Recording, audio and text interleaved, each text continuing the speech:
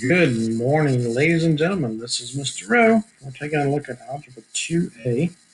This will be lesson number 16, and we're taking a look at numbers 5 through 8. Now, all of these in numbers 5 through 8 will either be inverse variation or joint variation. So what we're going to do first is we're going to just quickly talk about inverse variation and joint variation. We're just going to look at the form. Inverse variation is a simple non-linear relationship where it's k divided by x. It is also sometimes written as yx equals k. So now either one of those will work, but that's your inverse variation equations. That's your basics there. So now what is joint variation? Joint variation is where you have three variables working together. So it will say the variables z varies jointly as x and y. So the base equation for this, there's still a k, which is the constant of proportionality. I didn't say that in the last one. And then that should be a z. So kxz is the general basic form. And for both of these, k is the constant of proportionality, or the constant of variation. Oh, let me say that one, variation. So let's take a look at some similar examples to numbers 5 through 8. I'll show you exactly what I need to see here. So let's start off with like number 5. This one says the variables x varies inversely as the square root of y. Now again, or if you watch my last recording on this, varies is your equal sign, and then please take note of any special words it says. So this says that x equals, and it's an inverse variation, so we know it's k over something. And in this particular case, it's the square root of y. So that's the general equation. So now it says if x equals 2 and y equals 16. So this is what we're going to use to find k.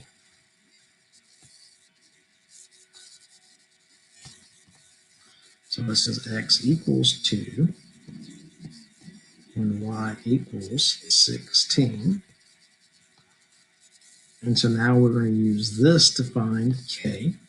So the square root of 16 is 4, so this will be 2 equals k divided by 4. And then we'll multiply both sides by 4. And so k is going to equal 8. So now that gives us our equation. X equals 8 over the square root of y.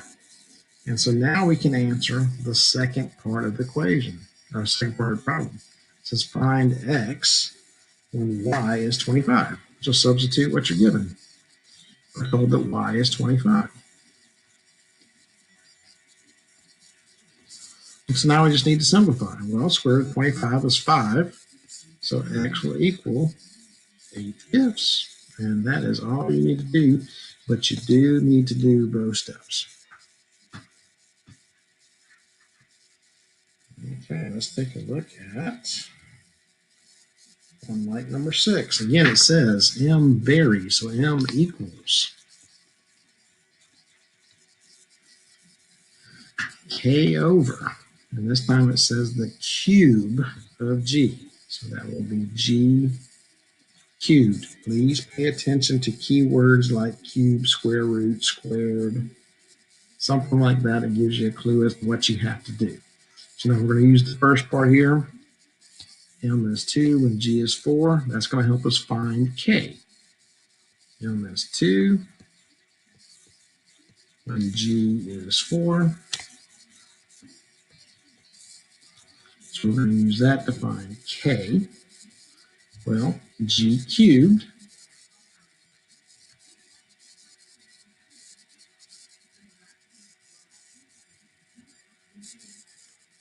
4 cubed is 64.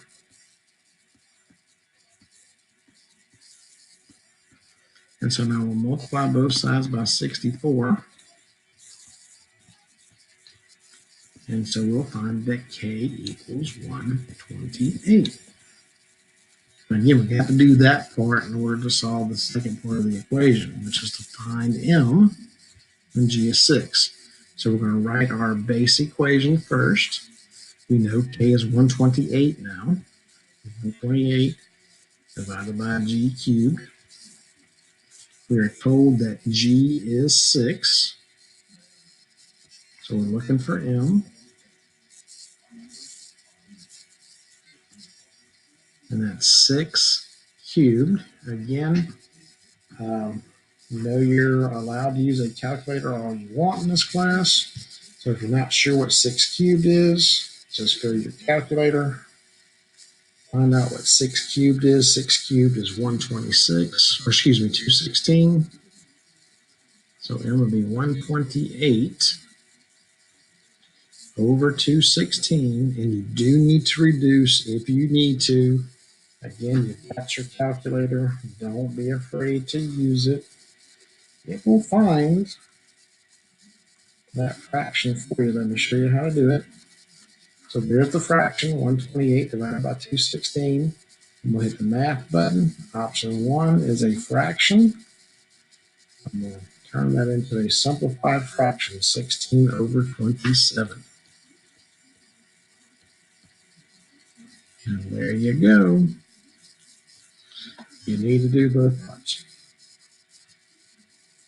Okay, here's an example like number 7. This one's a wordy one, so I had to do 2 little slides here. Is using k as a constant of proportionality. Write an equation that expresses z varies jointly as x and y. So again, varies is equal. So this will be z equals k times xy. Use the variables in the order they're given. Now, what's going over here? Z is 36. So we're going to substitute what we're given. When x is 2, we don't know k, and y is 6. So we can find k now. We're using that to help us find k. And then we'll do this next part. So 6 times 2 is 12. So this will be 36 equals k times 12. Divided by 12. And k equals 3. And so now we're going to answer the second part of the equation right here. Find z when y is 7, or excuse me, when x is 7 and y is 8. So we'll write our base equation first. Z equals 3xy. We are told that x is 7, y is 8. And so now we'll just multiply those values. You can use your calculator.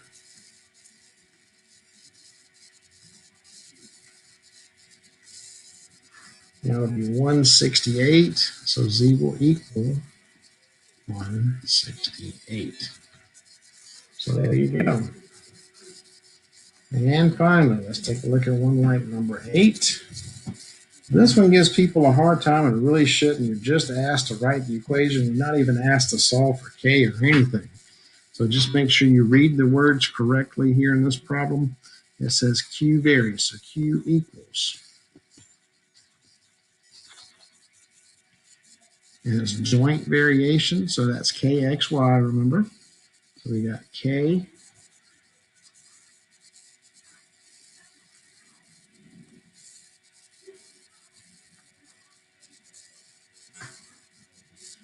I have a little trouble with my pen here, so just give me a second. So Q equals K, and then P times the cube of R. So P and then the cube of r. So r cubed. And so that's all you got to do. That's it, folks. So I hope this helps you with numbers 5 through 8. If you're still struggling with these, please let me know in a teacher message or make an appointment for a help session. And I